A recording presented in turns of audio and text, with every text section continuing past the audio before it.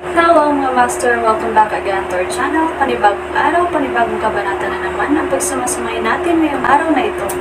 At kung bago ka sa ating channel, pag-click ang subscribe button and hit the notification bell para updated kayo sa ating mga susunod na videos. So mga master, bago natin simulan ang ating kabanata ngayong araw na ito, huwag po sana natin skip yung ads mga master no, dahil malaking bagay na po yan sa ating munting channel. So simulan na natin kabanata ngayong araw na ito. Let's go! Kabanata 4911-4930. Kabanata 4911. Ibinahagi ng Weyria ang lahat ng alam niya kay Cedres, kasama na si Teresa ay nakunan si Yardos. Si Teresa ay hindi kapani-pani, walang ambisyoso at gagawa ng anumang bagay upang mabuhay muli si Zayden. Si Lucius ang pumatay ng kanyang ama. Hindi siya handang makipagtulungan kay Lucius. Sa huli, ang lahat ay magtatapos sa kanyang bitag. Siya ang magiging pangwakas na nagwagi. Panipi. Matapos marinig ito, si Cedres ay may solemn na ekspresyon. Lumipas ang oras araw-araw. Ang Chaos Battlefield ay naaktibo ng ilang oras. Ang ilang mga powerhouse na lumitaw mula sa mga nakatagong sekta ay gumawa din ng mga breakthrough sa kanilang mga ranggo ng paglilinang. Ang ilan ay pumasok sa ranggo ng kaguluhan sa Quasi, at ang ilan ay nakarating pa sa ranggo ng kaguluhan. Matapos mapahusay ang kanilang lakas, lumipat sila sa paligid ng Chaos Battlefield, talunin ang iba pang mga powerhouse upang makakuha ng mga pahiwatig. Ang mga nakatatandang miyembro ng mga nakatagong sekta ay lumitaw din sa Chaos Battlefield. Ang Chaos Battlefield ay puno ng mga magsasaka. Bagaman maraming mga powerhouse, at ang kanilang mga laban ay matindi, karamihan sa kanila ay nagbabayad ng pansin sa sitwasyon sa Mount Stoyan. Ito ay 3 panahon mula sa pagkatalo ni Yardos, ngunit hindi pa rin ipinakita si James. Sina Lucius, Cedres, Xyles, at Toma ay walang tiyaga. Inanunsyo nila na sisimulan nila ang pagpatay sa mga hostage kung hindi lumitaw si James sa loob ng 10 milyong taon. Ang isa sa kanila ay papatayin bawat kasunod na 10,000 taon na lumipas kung hindi pa rin siya lumitaw. Mabilis na kumalat ang balita sa buong Chaos Battlefield. Samantala, si James ay nagtatanim sa isang liblib na lugar upang mapagbuti ang kanyang landas na walang kabuluhan. Ang kanyang kapangyarihan ng dugo ay umabot sa limitasyon nito, at ang kanyang pisikal na lakas ay naging hindi kapani-pani, walang malakas. Sa sandaling iyon, mayroong isang nakasisilaw na puti at pulang halo sa paligid ng kanyang katawan. Boom! Biglang nag-skyrocketed si James Hora, at marahas ang kanyang enerhiya sa dugo. Tumayo siya, huminga ng malalim, at sinabi, "Sa wakas ay naabot ko ang ika-10 ranggo ng Omniscience Path. Nililinang ko na ang mga kapangyarihan ng 7 sagradong scroll at isinaaktibo ang 7 anyo ng walang hanggan na pagoda. Lumaki din ako ng mas malalim sa mga porma sayon. Ngayon na ako ay nasa ika-10 ranggo ng Omniscience Path, dapat akong hindi mapigilan sa labanan. Tiwala si James. Bago siya pumasok sa pag-iisa, mayroon na siyang lakas upang sugpuin ang isang powerhouse sa ranggo ng kaguluhan. Ngayon na ang kanyang lakas ay umabot sa isang mas mataas na antas, hindi na siya natatakot sa isang magsasaka sa ranggo ng kaguluhan. Pinigilan niya ang kanyang aura, at nawala ang halo sa paligid niya. Pagkatapos, ikinakalat niya ang mga porma sayon sa paligid niya. Naramdaman ni James ang oras at natagpuan na higit sa 4 na panahon ang lumipas. Nagtataka ako kung ano ang sitwasyon sa Chaos Battlefield ngayon. Nawala siya sa lugar. Hindi alam ni James ang sitwasyon sa larangan ng Chaos. Sa makatuwid, pinlano niyang makipagkita kay Yardos at iba pa upang magtanong tungkol dito. Samantala, si Henrik ay nagtatanim din sa loob ng mahiwagang porma sayon. Ang kanyang katawan ay naging malinaw, at isang nakakatakot na porma sayon na nabuo sa loob ng kanyang katawan. Ang kanyang mga meridian, laman, at dugo ay naging bahagi ng pagbuo. Bigla, isang nakakatakot na aura ang lumitaw mula sa kanyang katawan, at tumayo siya. Naiintindihan ko sa wakas ang pagbuo ng Grand Purge. Kahit na hindi ako lubos na malalim, hinawakan ko ang mga pangunahing kaalaman. Matapos makuha ang isang paunang pag-unawa sa Grand Purge Formation, mabilis na iniwan ni Henrik ang dojo ni Zeno. Nag-aalala siya tungkol kay James at nais na pumasok sa Chaos Battlefield kasama ang rune na ipinasa sa kanya ni Zeno sa lalong madaling panahon. Ang video na ito ay edited by Urban Storytelling. Kabanata 4,912. James ay nag-iwan ng pag-iisa at nagsimulang gumala-gala sa paligid ng Chaos Arena. Ang Chaos Arena ay isang mahiwagang maliit na mundo na may magagandang espiritual na bundok at ilog. Sa sandaling umalis si James sa pag-iisa, hinanap niya si Yardos at ang kanyang mga kasama. Gayunpaman, hindi niya mahahanap ang sinuman. Ano ang nangyayari? Sumimangot si James. Ang Chaos Arena ay medyo maliit, at ang kanyang zen ay dapat na kumalat sa buong ito. Gayunpaman, hindi niya mahahanap ang mga auras ng kanyang mga kaibigan. Tumalon si James sa hangin at tumingin sa malayo. Boom! Malayo, mayroong tunog ng mabangis na laban. Ang mga makapangyarihang puwersa ay sumisid sa lugar at nagdulot ng mga bitek sa walang bisa. Gayunpaman, ang pagbuo sa paligid ng maliit na mundo ay mabilis na nag-ayos ng mga pinsala. Mabilis na tumungo si James sa battlefield dahil naramdaman niya si Byron, ang kahalili ni Win at ang sekta ng Saber, ay nakikipaglaban. Ang kanyang kalaban ay isang matandang lalaki sa isang kulay abo na balabal. Siya ay may isang kulubot na hitsura, at ang kanyang buhok ay puti. Gayunpaman, ang kanyang aura ay malakas. Naramdaman ni James ang aura ng matatandang lalaki at masasabi niyang nalampasan niya ang ranggo ng Chaos Illimita. Si Byron, sa kabilang banda, ay nasira lamang sa ranggo ng kaguluhan sa Quasi. Bagaman hindi siya pumasok sa ranggo ng kaguluhan, tumayo siya laban sa isang powerhouse sa ranggo ng Chaos Transcendere. Gayunpaman, maliwanag na siya ay may kapansanan at nagtamo ng ilang malubhang pinsala. Ay kamay ang fragment ng larawan, at isasaalang-alang ko ang pag-iwas sa iyo, Byron. Matapos ang isang maikling paghaharap, ang matandang lalaki ay nakabak sa malayo. Tiningnan niya si Byron, na natakpan ng dugo at sinabi, ang sekta ng Saber ay hindi kapani-pani walang nakakatakot. Nagdala sila ng isang powerhouse na katulad mo. Gayunpaman, hindi kapani-paniwala ang Grand Patriarch ng sekta ng Saber ay wala rito. Hindi ka pa rin isang tugma para sa akin. Panipi. Si Byron ay nababad sa dugo, at ang kanyang mukha ay mabagsik. Ang ilang mga powerhouse ay natipon sa malayo at nakalagay ang labanan. Nakakatakot ang Grand Patriarch ng sekta ng Diablo. Panipi. Nasa ranggo siya ng ranggo ng Chaos Transcendere at malapit na maabot ang ranggo ng Chaos Omnia. Pinasok ni Byron ang ranggo ng Chaos ng Quasi at may isang katawan ng tebak. Nilikha rin niya ang sagradong sining ng puso at mayroon. Pinagkadalubhasaan ang Defying Langit Art. Gayunpaman, ang pagkakaiba-iba sa lakas sa pagitan niya at ng kanyang kalaban ay masyadong malawak. Siya na. Hindi isang tugma para sa Grand Patriarch ng sekta ng Diablo. Panipi. Nagtataka ako kung bakit ang Grand Patriarch ng sekta ng Diablo ay interesado sa fragment ng larawan ni Byron. Marahil ito ay isang palatandaan na nakuha ni Byron sa Chaos Battlefield. Ang mga powerhouse na nag-uugnay sa labanan na tinalakay. Sumugod si James at sumimangot sa paningin. Lumapit siya kay Byron at tinanong, kailangan mo ba ng tulong? Sino iyon? Hindi ba iyon si James mula sa distrito ng Chaos? Tama ka, si James ang nakipaglaban kay Byron sa walang hanggan na larangan ng digmaan. Panipi. Si James ay sa wakas ay nagpakita. Ang mga powerhouse mula sa Mount Stoyan ay naghihintay ng ilang mga panahon para sa kanya. Inihayag pa nila na papatayin nila ang kanyang mga kasama kung hindi siya lumitaw sa loob ng isang tiyak na limitasyon sa oras. Ang lahat ay nagsimulang mamulong tungkol kay James. Tiningnan ni Byron si James at sinabi ng mahinahon, mayroon kang mas mahusay na mga bagay na dapat alagaan ngayon. Ang mga powerhouse mula sa Mount Stoyan ay nakuha ang iyong asawa at mga anak. Si Yardos at ang iyong iba pang mga kaibigan ay nagmadali upang iligtas sila ngunit nakuha din. Galit na galit si James sa balita, at nahihilo ang kanyang isip. Boom! Kaagad pagkatapos, ang kanyang aura skyrocketed. Ang video na ito ay edited by Urban Storytelling. Kabanata 4,913. James' mukha ay naging mabagsik, at isang nakamamatay na hangarin ay lumitaw mula sa kanyang katawan. Malamig na tinanong niya, ano ang ibig mong sabihin?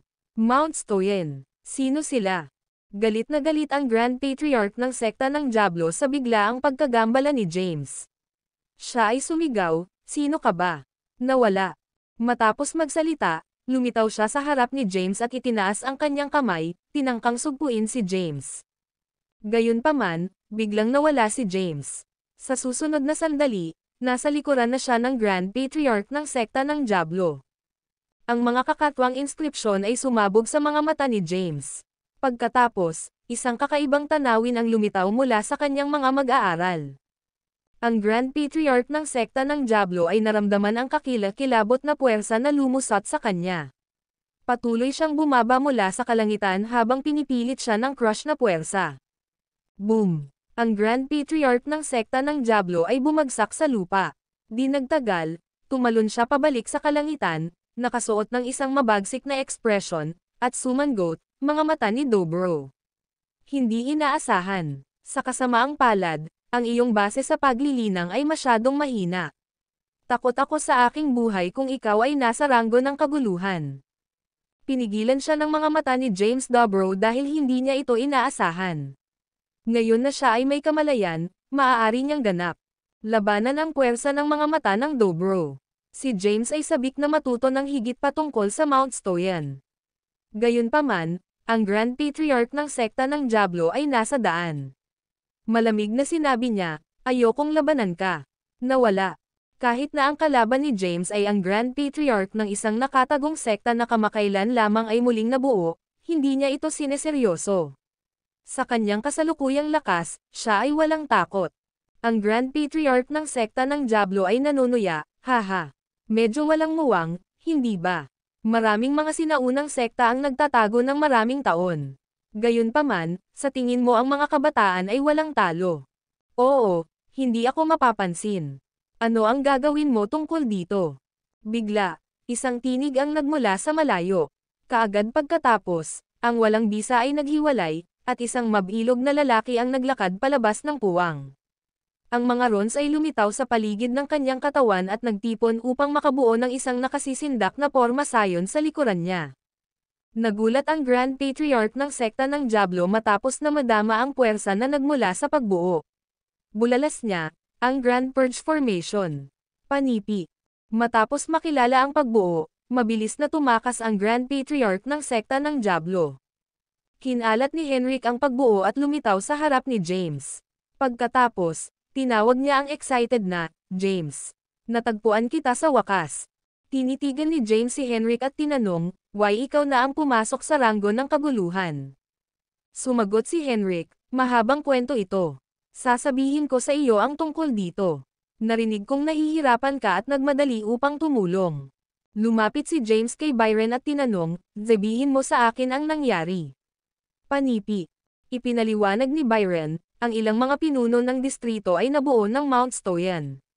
Ang pinuno ay pinuno ng distrito ng Hazif na si Lucius. Cedres, Xyles, at Toma ay mga tagapagtatag din ng Mount Stoyan. Nakulong nila ang iyong asawa, mga anak, at mga kaibigan sa Mount Stoyan. Maikling ipinaliwanag ni Byron ang sitwasyon kay James. Pinangunahan ni Yardos ang isang pangkat ng mga powerhouse na iligtas sila ngunit dinala din ang hostage. Si Yardos lamang ang nag-iisa na tumakas. Gayunpaman, malubhang nasugatan siya. Ang isang nakamamatay na aura ay lumitaw mula kay James, na nagdulot ng nakapalibot na puwang. Ang video na ito ay edited by Urban Storytelling. Kabanata 4914. Bawat isa ay gaganapin ang isang bagay na mahal sa kanilang puso na lalaban sila upang maprotektahan. Para kay James, na ang isang bagay ay ang kanyang pamilya at mga kaibigan. Ang puso ni James ay kumukulo sa galit matapos malaman na nakuha ni Lucius, Cedres, Xyles, at Toma ang kanyang asawa at mga anak. Inaliw siya ni Henrik, na nagsasabing, "Huwag kang mag-alala, James. Pumunta tayo sa Mount Stoyan at sirain ang mga bastards na iyon." Sinulyapan ni Byron si Henrik. Siya ay walang kabuluhan tungkol sa background ni Henrik at ang pamamaraan na ginamit niya. Gayunpaman, ang takot ng Diablo Sect's Grand Patriarch ay sapat na upang patunayan ang kanyang lakas. Sa kabila ng pag-alam kay Henrik ay napakalakas, si Byron ay nagtapon pa rin sa isang paalala. Mas mahusay na maging mas maingat. Noong nakaraan, maraming mga powerhouse ang nagpakita sa Mount Stoyan, kabilang ang mga Yardos, ang master ng dugo ng ninuno, Zula, at ilang mga magsasaka sa ranggo ng walang hanggan na kailam. Ang lahat ay nakuha bukod sa Yardos, na tumakas na may malubhang pinsala. Panipi. Huminga ng malalim si James, pinigilan ang kanyang galit. Salamat sa paalala. Alam ko kung ano ang gagawin. Panipi. Hinawakan ni James ang kanyang mga kamay kay Byron at ipinahayag ang kanyang pasasalamat. Pagkatapos, lumingon siya kay Henrik at sinabing, tumungo tayo sa Mount Stoyan. Gusto kong malaman kung ano ang naruroon nila. Inisip ito ni Henrik at sinabing, siguro hindi tayo dapat magmadali doon, James. Kahit na nasugatan si Yardos. Marahil ay nagtatago siya sa isang lugar, tinatrato ang kanyang mga sugat. Dapat muna natin siyang hanapin. Tumango si James, pagkatapos ay nascan ang kanilang paligid. Nakita niya ang mga magsasaka ay nakikipag-chat sa paligid nila at sumigaw, ipasa ang mensahe kay Mount Stoyan na lumitaw na si James Caden. Kung ang aking asawa, mga anak, at mga kaibigan ay kahit na magtaguyod ng isa pang gasgas, pupunta ako sa isang massacre sa Mount Stoyan. Pagkatapos magsalita, umalis sina James at Henrik sa lugar. Ang balita ng muling paglitaw ni James ay mabilis na kumalat at sa lalong madaling panahon ay nakarating sa mga tainga ng mga powerhouse ng Mount Stoyan. Sa wakas, James. Pinahahalagahan ni James ang kanyang pamilya at mga kaibigan. Magandang ideya na makuha ang mga ito at bantayan siya. Makukuha namin ang lihim ng mga sagradong scroll ng walang kahirap-hirap. Tumawa ang mga powerhouse, labis na nasisiyahan sa balita. Si James at Henrik, sa kabilang banda, ay nagtakda upang maghanap para kay Yardos. Habang sinusubukan pa rin nilang hanapin si Yardos, hinarang sila ni Waylea. Mabilis niyang isiwalat na nakulong si Teresa kay Yardos. Lihim akong nanonood ng lahat. Tumakas si Yardos. Ang labanan na may malubhang pinsala. Kinuha ni Teresa ang pagkakataon at tinatakan siya palayo. Ang kanyang kasalukuyang kinaroroonan ay hindi alam. Panipi. Teresa. Hinimok ni James ang kanyang mga ngipin. Nagdilim ang mukha ni Henrik. Kung gayon ano pa ang hihintayin. Hayaan ang singil ng diretsyo sa Mount Stoyan. James. Tumahimik si Waylea, nag-aalangan na magsalita. Gupitan sa habol. Tumingin si James kay Waylea. Paalalahanan siya ni Waylea, si Lucius, Cedres, Xylas, at Toma ay talagang malakas. Bukod dito, nagtayo sila ng isang malakas na pormasayon sa Mount Stoyan. Pinangunahan ni Yardos ang isang pangkat ng mga powerhouse doon upang iligtas ang iyong pamilya, ngunit lahat maliban kay Yardos ay nakuha. Kung pupunta ka doon ngayon, maghuhukay ka ng iyong sariling libingan. Panipi. Mahigpit na sinabi ni James, kahit na, dapat akong pumunta. Ang magandang mukha ni Waylea ay nagpakita ng walang magawa. Nababagabag siya sa sitwasyon, lalo na dahil nasangkot ang sekta ng Thies. Panipi. Matapos bigyan ito ng pag-iisip, sinabi niya, sasamahan kita. Sige, malinaw na tumango si James. Pagkaraan, ang tatlo ay tumungo sa Mount Stoyan. Sa paglalakbay, sinabi ni James, sigurado ako na nakuha nila ang aking pamilya at mga kaibigan upang makuha ang 10 beses na transcendent ng realms. Sutra at ang sagradong pamamaraan ng paglilinang ng scroll. Ang aming pangunahing layunin ay upang iligtas sila. Panipi. Tiningnan niya si Henrik at sinabing, matapos kaming makarating sa Mount Stoyan, makikipag-ayos ako para mapalaya sila, pagkatapos ay magaganap ako bilang hostage. Matapos silang mapalaya, kailangan kong dalhin sila sa kaligtasan. Walang paraan. Ang video na ito ay edited by Urban Storytelling. Kabanata 4,915. Henrik ay agad na hindi sumasang-ayon, na nagsasabing, ako ay talagang makapangyarihan ngayon, James. Kahit na sino ang ating mga kalaban o kung anong uri ng pormasayon na mayroon sila, magagawa kong sugpuin sila. Tiwala si Henrik sa kanyang lakas. Maaaring hindi siya makakasama sa Chaos Battlefield matapos makuha ang isang paunang pag-unawa sa pagbuo ng Grand Purge. Gayunpaman, mayroon lamang isang bilang ng mga magsasaka na maaaring tumayo laban sa kanya. Huminga ng malalim si James at sinabing, gawin ang sinasabi ko. Gusto lang nilang malaman ang paraan ng paglilinang ng mga sagradong scroll. Kailangan ko kang makarating at ang iba pa sa Mount Stoyan kaya hindi ko kailangang mag-alala tungkol sa kanilang kaligtasan. Tulad ng tungkol kay Lucius at sa mga nakunan sa kanila. Gagarantyahan ko na hindi nila may iwan ang Mount Stoyan. Nagdilim ang ekspresyon ni James, at ang kanyang mukha ay puno ng puot. Tinanong ni Henrik, sigurado ka ba tungkol dito? Ang iyong mga kalaban ay maraming mga powerhouse sa ranggo ng Chaos. Sila ay pinuno ng mga pangunahing puwersa at distrito. Tiwala na sumagot si James, huwag kang mag-alala. Pinaalalahanan muli ni Waeria, hindi ka maaaring maging walang ingat, James. Panipi.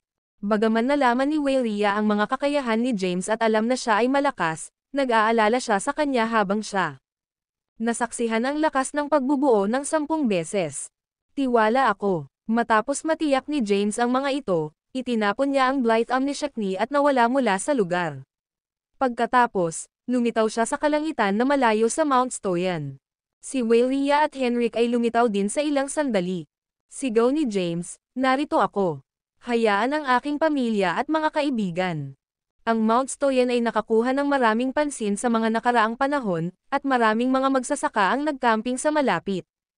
Ang boses ni James ay sumigaw sa buong lugar, agad na pinukaw ang pansin ng mga magsasaka na ito.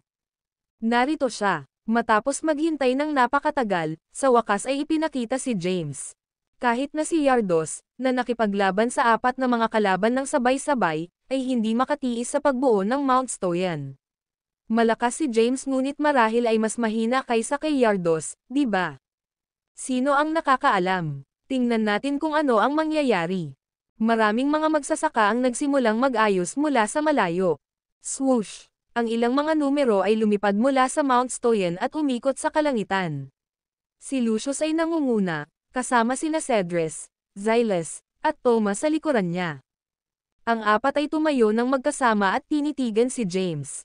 Alam ko mismo kung ano ang gusto mo. Pinigilan ni James ang kanyang galit at puot sa kanila. Tiningnan niya sila at sinabing, hayaan ang aking pamilya at mga kaibigan, at ibibigay ko ito sa iyo. Ha! Nag-shock si Lucius. Ang pagbubuo ng 10 beses na purge ay agad na naaktibo. Sinabi ni Lucius, kung kusang lumakad ka sa Porma Sion, ilalabas namin ang iyong pamilya at mga kaibigan. Sinuri ni James ang pagbuo.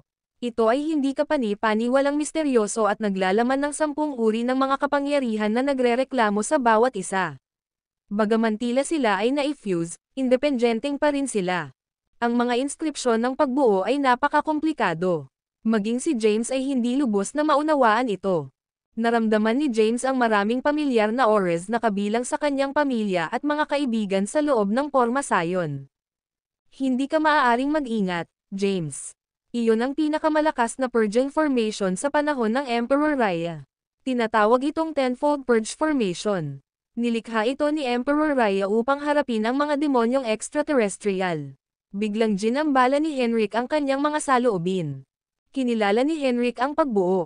Hindi niya natutunan ang Tenfold Purge Formation at hindi ito may setup.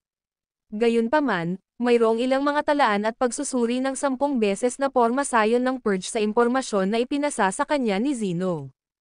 Ang video na ito ay edited by Urban Storytelling. Kabanata 4,916. Mga Risyon ay hindi maaaring mag-aaral ng Tenfold Purge Formation, ngunit magagawa ni Henrik. Mabilis siyang nakipag-usap kay James telepathically, na nagsasabing, kahit na pinamamahalaang nila ang isang 10 beses na Porma Sion ng paglilinis, hindi ito kompleto. Ang Tenfold Purge Formation ay nangangailangan ng kapangyarihan ng mga langit ng distrito. Kahit na ang pagbuo na kanilang na-deploy ay hindi kompleto, naglalaman pa rin ito ng nakakatakot na lakas. Panipi. Sagot ni James, til na singil doon kahit na ito ay isang perpektong Tenfold Purge form. Hindi lang ako makapaghintay habang si Thea at ang iba pa ay nagdurusa sa loob ng Porma Sion. Panipi. Matapos ang maikling pag-uusap sa telepathic kay Henrik, sumagot si James kay Lucius, sige, papasok ako sa Porma Sion. Gayunpaman, dapat mong hayaang mauna ang mga hostage. Malamig na sinabi ni Lucius, wala ka sa posisyon upang makipag-ayos sa amin, James. Matapos magsalita, iniwas ni Lucius ang kanyang kamay, at isang malakas na Porma Sion ang lumitaw mula sa Porma Sion sa ilalim niya. Ang isang tao sa loob ng Porma Sion ay natanggal agad, na nag-iiwan ng isang pool ng dugo sa lupa. Ang taong pinatay ay isa sa mga tapat na kaibigan ni James, si Henry, na sumunod mula pa noong siya ay si Saul's Dragon King. Ikaw. Ang mga ugat ay nakabulok sa mukha ni James. Napapikit niya ng mahigpit ang kanyang mga kamao, na naging sanhi ng pagpop ng kanyang mga kasukasuan. Sa sandaling iyon, isang nakasisindak na aura ang sumabog mula sa kanyang katawan. Banta siya ni Lucius, kung patuloy kang nag-aalangan, isa pa ang mamamatay. Fine, papasok ako sa porma sayon. Pilit na tiniis ni James ang galit sa kanyang puso. Pagkatapos, tumalon siya sa pagbuo at lumapit sa pool ng dugo. Pinatawag niya ang kanyang mga landas sa landas at muling nabuhay si Henry. Ang mas mataas na muling nabuhay na ranggo ng paglilinang, mas malaki ang mga kahihinatnan na haharapin ni James. Sa kabila nito, hindi siya maaaring mag-alala ng mas kaunti tungkol sa sanhi at epekto ng kanyang mga aksyon. Muling lumitaw si Henry sa harap ni James.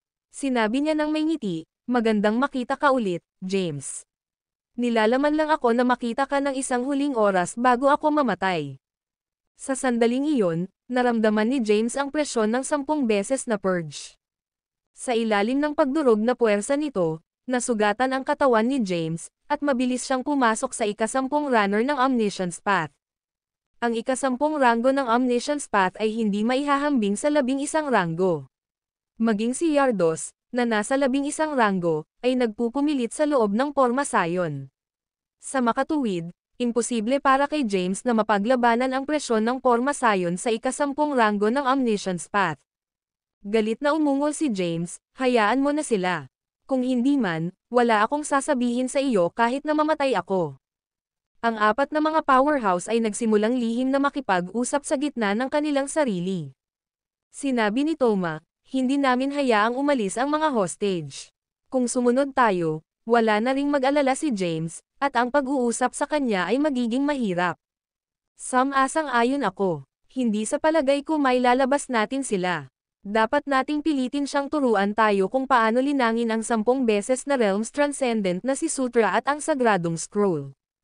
Sinabi ni Cedrus, "Sa palagay ko ay dapat nating palayain sila. Hindi natin maitulak si James. Kung pinipigilan niya ang kanyang bibig hanggang sa kanyang kamatayan, kung gayon ang ating mga pagsisikap sa lahat ng mga taong ito ay walang kabuluhan." Matapos ang isang maikling talakayan, nagpasya silang palayain ang mga hostage dahil tiwala silang makuha muli ang mga ito. Wala silang dapat alalahanin hanggat maaari nilang mapanatili ang nakulong na James sa loob ng porma sayon. Hinimok ni Lucius ang kanyang lakas at pinakawalan ang mga hostage mula sa pagbuo. "Dalhin mo sila sa kaligtasan, Henrik." Ang tinig ni James ay nagmula sa loob ng porma sayon. Tiniis ni James ang nakasisindak na presyon mula sa pagbuo, at ang mga pinsala ay patuloy na bumubuo sa buong katawan niya. Hindi niya hinimok ang alinman sa kanyang iba pang mga kapangyarihan maliban sa lakas ng ika-10 ranggo ng Omniscience Path.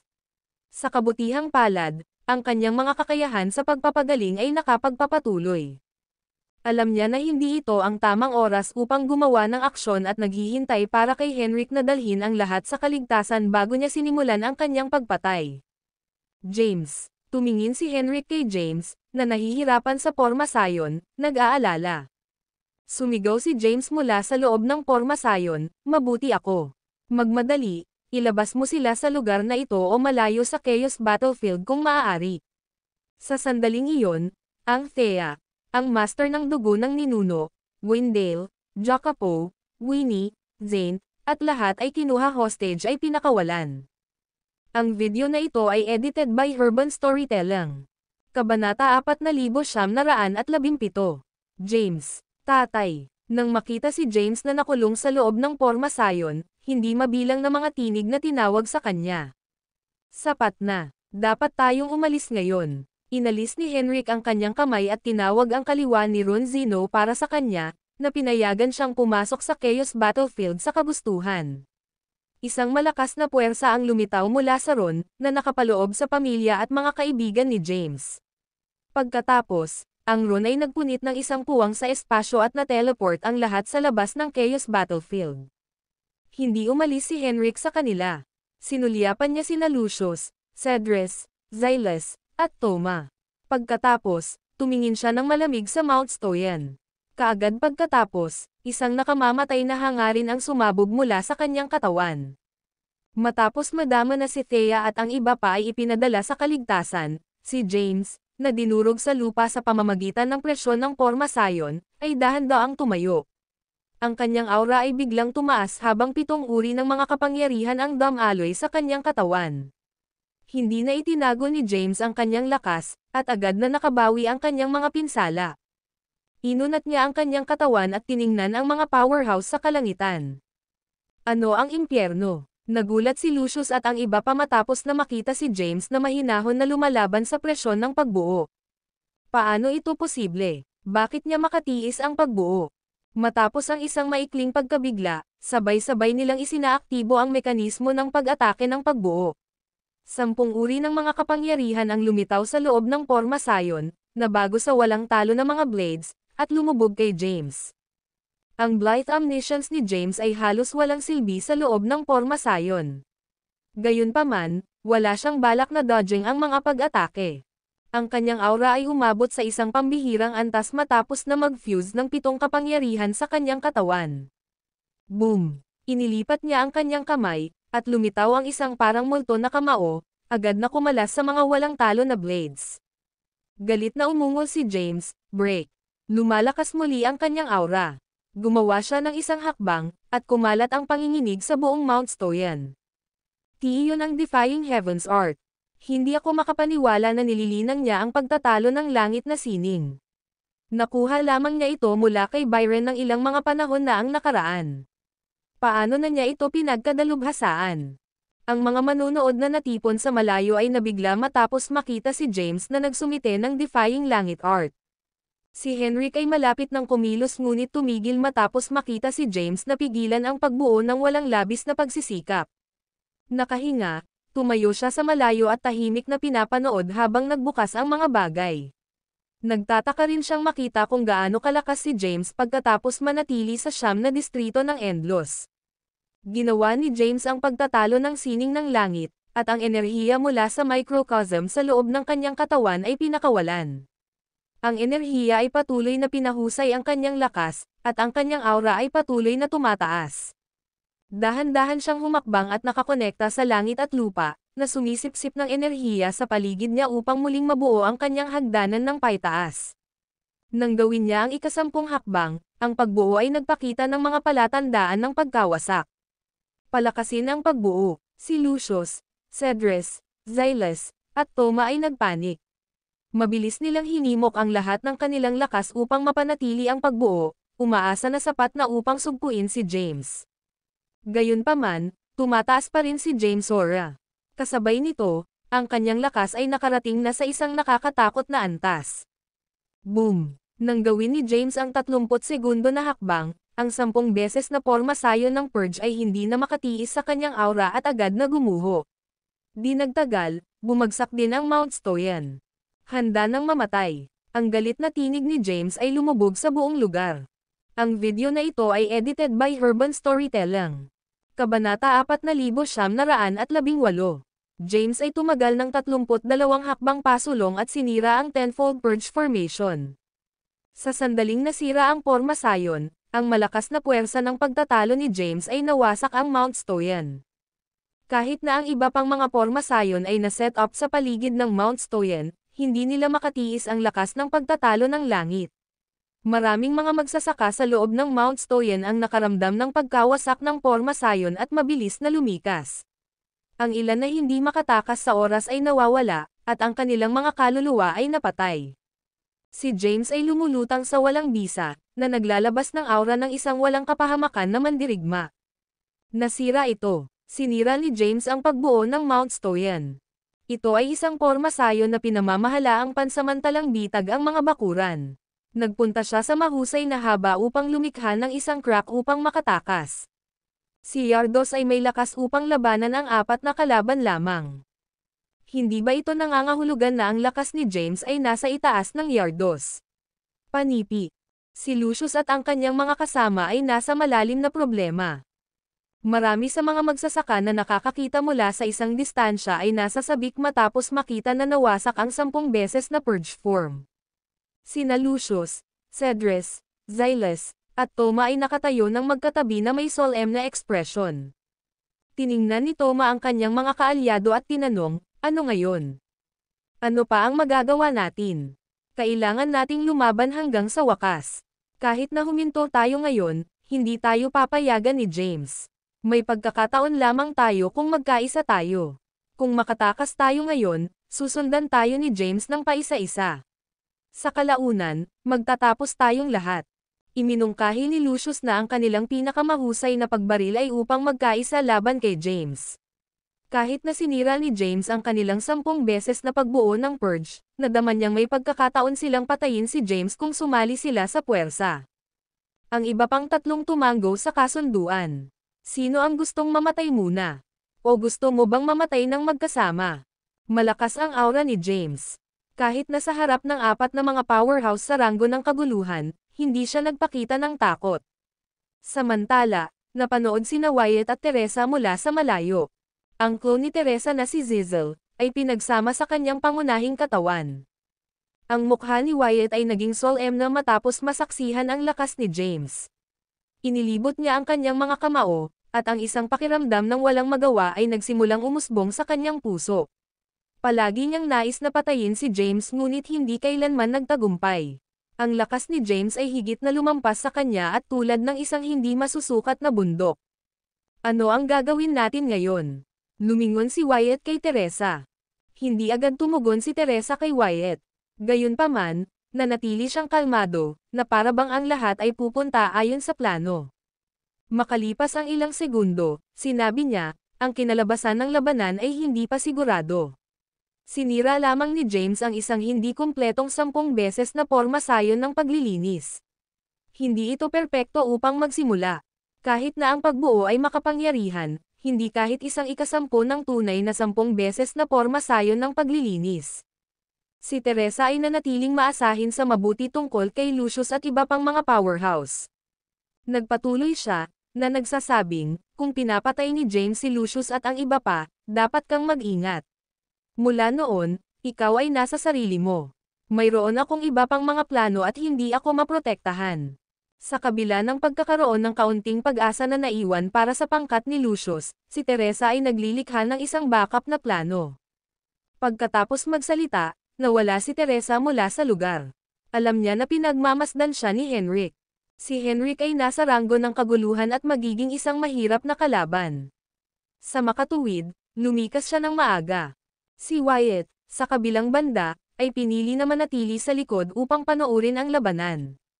Samantala, malamig na sumulyap si James sa kanyang mga kalaban. Dahan-daang sumulong si Lucius at sinabing, hindi ko inaasahan na ikaw ay maging napakalakas sa isang maikling panahon. Marahil maaari tayong maging magkaibigan kung ibigay mo ang lihim upang linangin ang mga sagradong scroll. Kung hindi, Puff, si James sneered. Ang video na ito ay edited by Urban Storytelling. Kabanata 4919. James ay nagaktibo sa Blight Omniscience at lumitaw sa harap ni Lucius sa isang flash. Pagkatapos, inikat niya ang kanyang kamao. Si Lucius ay labis na maingat dahil alam niya na pinagkadalubhasaan ni James ang Blight Omniscience. Sa sandaling muling lumitaw si James, hinimok niya ang kapangyarihan ng espasyo at nawala. Sa susunod na sandali, lumitaw siya sa ibang lugar. Gayunpaman, hinulaan na ni James ang kanyang kurso ng pagkilos. Nawala ulit siya at lumitaw sa tabi ni Lucius. Pagkatapos, ang kanyang kamao ay bumagsak sa katawan ni Lucius. Si Lucius ay nasa ranggo ng Chaos Transcendere at may kakilakilabot na pisikal na lakas. Gayunpaman, ang pag-atake ni James ay nagdulot ng maraming pinsala sa kanyang matigas na pisikal na katawan. Si Lucius ay kumatok sa malayo, at siya ay naglabas ng isang bibig ng dugo. Maraming mga powerhouse ang natigilan sa pinangyarihan. Si Lucius ay nasa ranggo ng Chaos Transcendere. Paano siya masaktan sa isang hit lamang? Paano naging malakas si James sa ilang mga panahon? Lahat ng tao ay nagulat ang labanan. Ginamit ni James ang ika-10 ranggo ng Omniscience Path at 7 pamamaraan ng landas. Kasama ang pagsasanib ng 7 landas. Ang mga kapangyarihan ng teknik at ang Defying Heavens Art, ang lakas ni James ay nalampasan na si Lucius. Kahit na siya ay nasa ranggo ng Chaos ng Quasi, nagawa niyang saktan si Lucius, na nasa ranggo ng Chaos Transcendere, na may isang suntok lamang. Si Lucius ay matangkad matapos na masugatan. Sumigaw siya sa kanyang mga kaalyado sa malayo, ano ang hinihintay mo? Ito ngayon o hindi? Pagkatapos magsalita, biglang nag-skyrock ang kanyang aura. Ang kanyang buong katawan ay naglabas ng isang maliwanag na lila na ilaw, at ang enerhiya ng crepe myrtle ng Hazif ay nakapaligid sa kanya. Kahit na ang enerhiya ng crepe myrtle ng Hazif ay malakas, ito ay isang hindi kumpletong bersyon ng Hazif power. Sa makatuwid, ito ay hindi maihahambing sa mga tunay na kapangyarihan ng 10 pamamaraan ng landas. Swoosh! Ang Chaos Sword ay lumitaw sa kamay ni James, at isang nakasisindak na hangarin ng taybak ang sumisid sa lugar. Itinuro niya ang kanyang taybak sa iba pang 3 kalaban sa malayo at sinabing, tumayo ka pa. Papatayin ko ang sino mang gumagalaw. Sina Cedrus, Thoma, at Xylas ay nag-iingat sa aura ni James at hindi kumilos ng mabilis. Nag-hover sila sa hangin, tinitingnan si Lucius sa malayo. Sinumpa ni Lucius, mapahamak ito. Hindi ka papayagan ni James na 3 kahit na hindi ka kumilos ngayon. Matapos niyang patayin ako, ang 3 sa iyo ay susunod. Dapat tayong sumali sa mga puwersa upang tumayo ng isang pagkakataon laban sa kanya. Nagulat si Lucius matapos na napatunayan ni James na mas malakas kaysa kay Yardos. Alam niya na hindi siya maaaring mag-ingat at kailangang sumali sa puwersa sa iba pang 3 mga powerhouse na magkaroon ng kahit isang payat na pagkakataon na patayin si James. Sa sandaling iyon, si Xylas ay kumikilos. Bigla, isang mahiwagang tunog ang lumitaw mula sa kaguluhan ng taybak at nagtipon upang makabuo ng isang maliwanag na enerhiya ng taybak. Ang kakaibang tunog ng sword energy ay sumigaw sa buong lugar. Sa sandaling lumipat si Xylas, ang enerhiya ng taybak ay bumaril sa kanyang direksyon. Mabilis niyang ginamit ang lahat ng kanyang lakas upang maglagay ng isang protection na hadlang. Boom! Ang hadlang ay nabasag agad, at ang enerhiya ng taybak ay tumusok sa kanyang katawan. Ang isang madugong sugat na nabuo, at ang dugo ay patuloy na lumalabas sa kanyang katawan. Si James ay labis na lakas sa kanila. Sa pamamagitan lamang ng unang tono ng 9 na tinig ng kaguluhan, nasugatan niya ang isang powerhouse sa huli na yugto ng Chaos Illuminator Rango. Ang video na ito ay edited by Herban Storytelling. Kabanata 4920. James Sword Energy ay nasugatan ang pinuno ng distrito ng Capron na si Xylas. Nagbago ang ekspresyon ni Xylas. Hindi niya inaasahan na napakalakas ni James. Sa kabila nito, hindi siya bumalik. Sa halip, nasasabik siya matapos malaman kung gaano kalakas si James matapos nalinangin ang 10 beses na Realms Transcendent Sutra at Sagradong Scroll. Naisip niya sa kanyang sarili, si James ay nasa ranggo lamang ng Chaos ng Quasi ngunit napakalakas na. Kung linangin ko ang Tenfold Realms Transcendent Sutra at Sagradong Scroll, mas malakas ako, di ba? Kudlit. Si Xylas ay mas determinado upang makuha ang 10 beses na mga realms na transcendent na sutra at sagradong scroll. Bagaman siya ay nasugatan, hindi man lang siya nag-flinch. Nadagdagan niya ang kanyang aura at kumalas sa kanyang kamay. Hindi mabilang na mga inscription ang lumitaw mula sa kanyang palad at nagtipon sa isang kakaibang hayop. Ang mabangis na hayop ay naghiwalay ng madugong bibig nito at sinubukan na huminga kay James. Nadama ni James ang puwersa ng pagsipsip na sinusubukan na hilahin siya at snort. Langit na tumusok sa sining ng taybak. Ang 9 na boses ng kaguluhan ay lumitaw at nabuo sa isang nakasisindak na enerhiya ng taybak. Ang enerhiya ng taybak na sisingilan sa hayop at sinira ito pabalik sa mga inscription. Si Xylas ay nagdusa ng isang backlash, at siya ay natitisad pa atras. Sa sandaling iyon, lihim na lumitaw si Thoma sa likuran ni James. Noong nakaraan, binigyan ni Yardos si Thoma ng Blithe Omniscience kapalit ng sagradong scroll ng distrito ng Welkan. Sa makatuwid, nilinang din ni Thoma ang Blithe Omniscience. Tahimik siyang lumitaw sa likuran ni James at tinawag ang isang sibat. Isang nakasisilaw na ilaw ang sumabog mula sa sibat at itinulak patungo sa likuran ni James. Mabilis na kumilos si Thoma, na binigyan si James ng walang oras upang yumapekto. Kahit na naaktibo ni James ang ika-10 ranggo ng Omniscience Path at nagkaroon ng pambihirang pisikal na katawan, pinamamahalaan pa rin ng sibat na tumagos sa kanyang laman. Boom! Pinakawalan ni James ang kanyang mga kapangyarihan sa landas. Ang kanyang mga kapangyarihan ay sumisid sa buong lugar at sumabog si Toma. Gayunpaman, sinundan ni Lucius at Xylas ang higit pang mga pag-atake. Si James ay sumulong sa hakbang, na nakumpleto ang Defying Heaven's Art. Matapos niyang gawin ang pangwakas na hakbang, ang mga microcosms sa loob ng kanyang katawan ay ganap na nailak. Ang kapangyarihan na nilalaman sa loob ng mga ito ay pinakawalan, at ang 33 hagdanan ng langit ay nabuo. Ang kapangyarihan ng langit at lupa ay nasa kanyang pagtatapon. Bumaril si James Orr matapos gawin ang pangwakas na hakbang ng pagtatalo ng langit na langit. Si Lucius, Toma, at Xylas ay hindi makatiis sa kapangyarihan ng Defying Heavens. Ang kanilang mga katawan ay dinurog ng puwersa at bumagsak mula sa kalangitan. Di nagtagal, bumagsak sila sa lupa. Rumble. Ang lupa ay nanginginig, at ang nakapalibot na lugar ay agad na naging durog.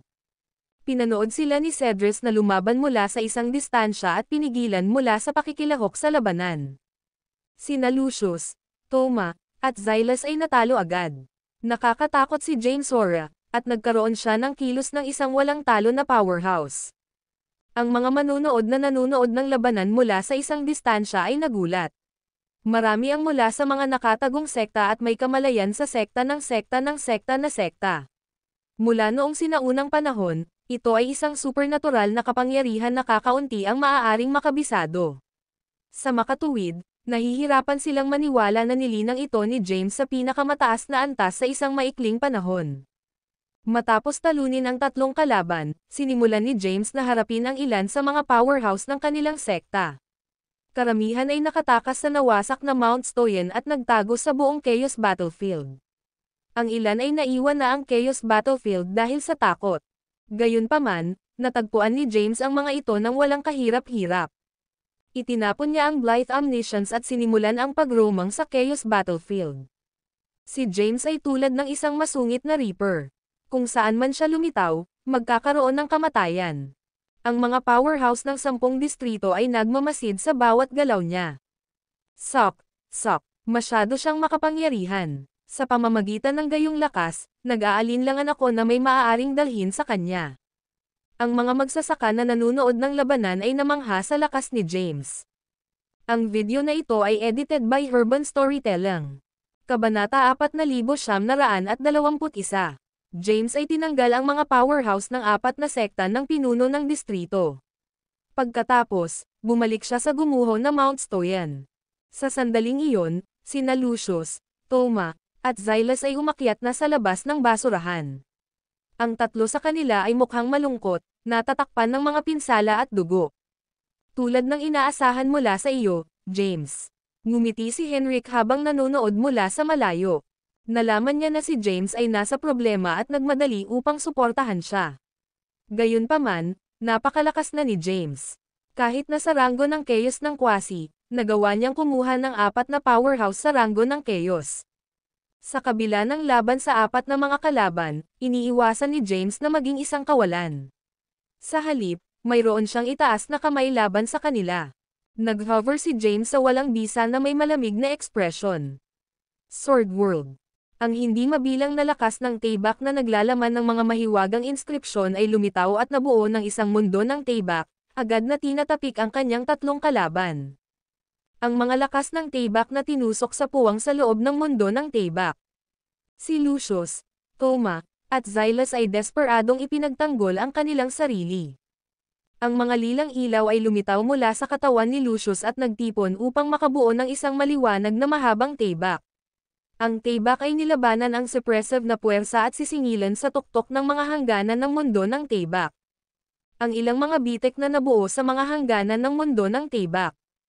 Kinuha din ni Toma at Xylas ang pagkakataon na palayasin ang kanilang supernatural na kasanayan upang salakayin ang mga hangganan ng mundo ng Tayback. Panipi. Boom! Agad na nabasag ang mundo ng Tayback. Nang gumuho ang mundo ng Tayback, isang sagradong pamumulaklak ang lumitaw sa kalangitan. Ang sagradong pamumulaklak ay buong pamumulaklak at hindi mapaniniwalaan o kapanipaniwala na nakakalungkot. Gayunpaman, ang mapanirang kapangyarihan ay nagtatago sa likod ng magandang hitsura nito. Ang sagradong pamumulaklak ay sinisingil sa kanilang direksyon. Nararapat ang kapangyarihan ng sagradong pamumulaklak, sinubukan ng tatlo na iwasan ito. Bilang mga powerhouse sa ranggo ng Chaos, madali para sa kanila na makatakas sa larangan ng digmaan. Boom! Ang sagradong pamumulaklak ay sumabog, at isang nakasisindak na alon ng shock na sumisid, sinisira ang nakapalibot na walang bisa. Sina Lucius, Toma, at Xylas ay nasa mga kakilakilabot na estado. Kahit na iniiwasan nila ang isang direktang hit, nasugatan sila ng mga alon ng pagkabigla. Hindi magiging madali na ibagsak siya. Nagdilim ang mukha ni Lucius. Matapos ang pinalawak na labanan, wala na siyang kumpiyansa. Kahit na matapos silang sumali sa puwersa, hindi nila mapapatay si James. Sa sandaling iyon, naisip niyang makatakas. Alam ni Lucius na kailangan niyang iwanan ang Chaos Battlefield. Kung hindi man, walang saysay kung tumakas siya sa ibang lugar sa labanan. Gayunpaman, nangangahulugan ito na nawawala sa panghulibon, ang Herstellan Art. Habang nag-aalangan si Lucius, isang sonic na enerhiya ng Tayback na sisingilan sa kanya. Kahit na siya ay gumanti sa oras at umiwas sa enerhiya ng Tayback, nasugatan pa rin siya ng siyam na kapangyarihan ng kaguluhan.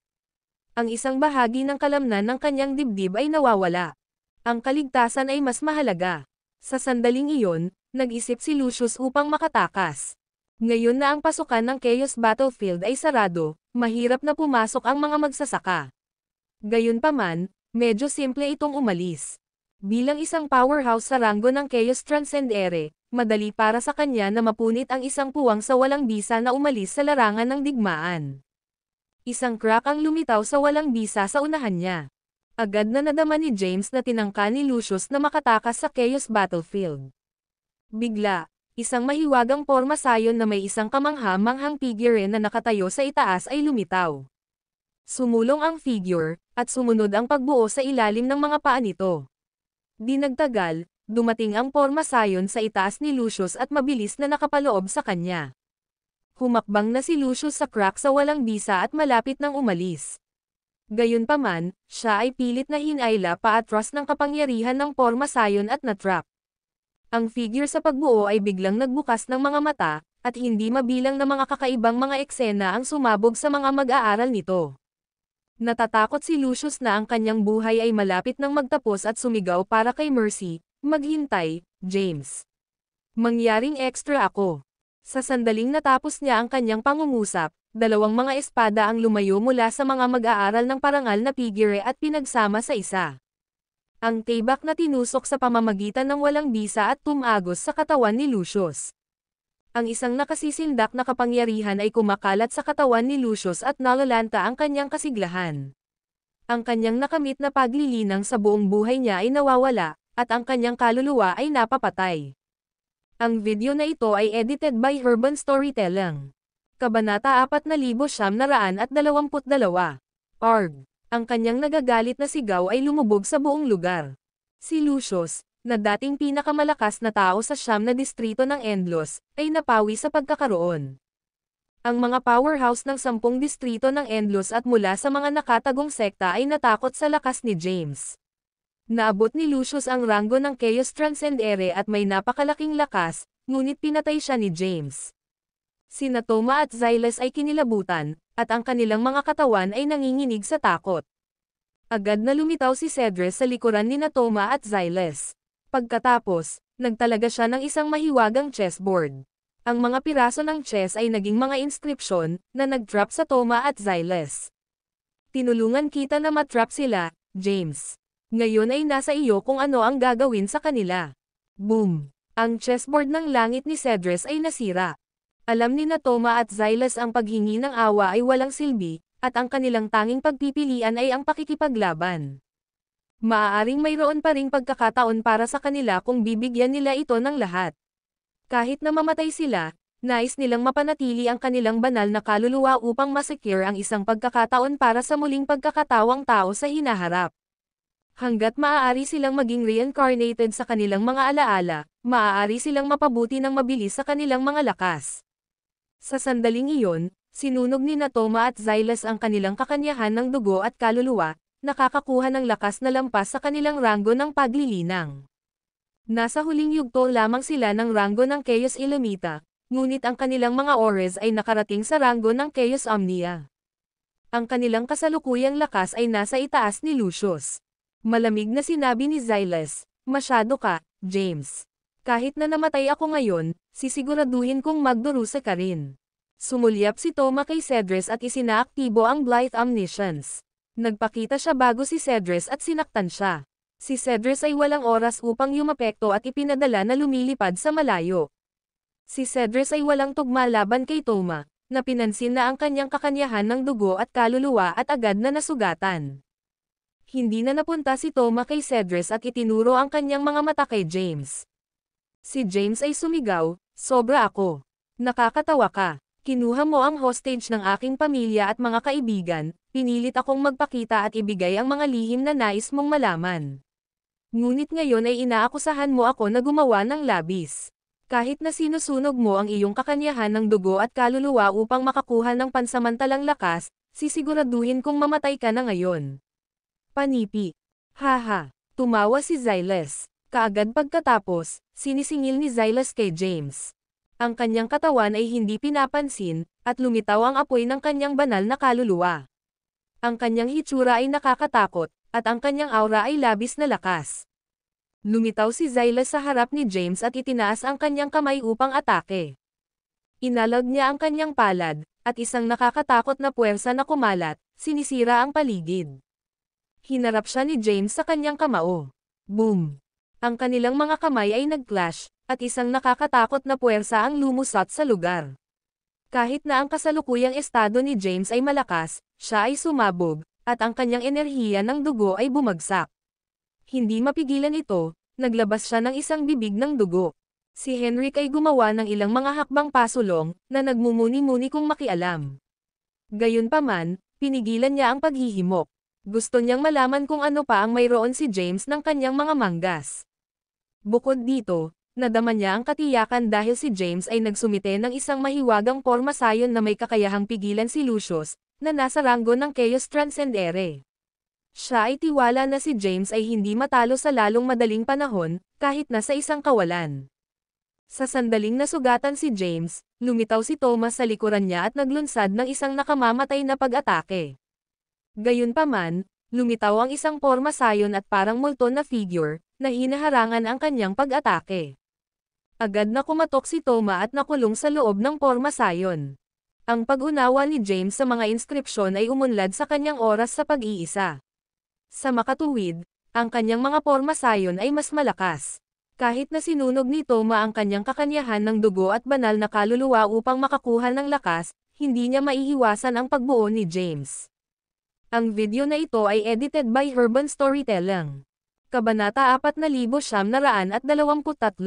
James ay nagkaroon ng pagkakataon na salakayin si Xylas. Ang lakas ni Xylas ay kasalukuyang nasa ranggo ng Chaos Omnia. Alam ni James na kahit na may Defying Heaven's Art at ang 7 pamamaraan ng landas, mas mahina siya kaysa kay Xylas. Swoosh! Ang 108 Infinity Steles ay lumitaw sa kalangitan. Hinati sila ni James at binago sa walang hanggan na pagoda. Ang walang hanggan na pagoda ay agad na umusbong sa ika-7 anyo nito. Agad na naramdaman ni Xylas ang paparating na panganib. Bago siya magreaksyon, natrap na siya sa loob ng walang hanggan na pagoda. Sinubukan niyang palayain ngunit hindi niya kayang pigilan ang kapangyarihan ng ika-7 form ng pagoda.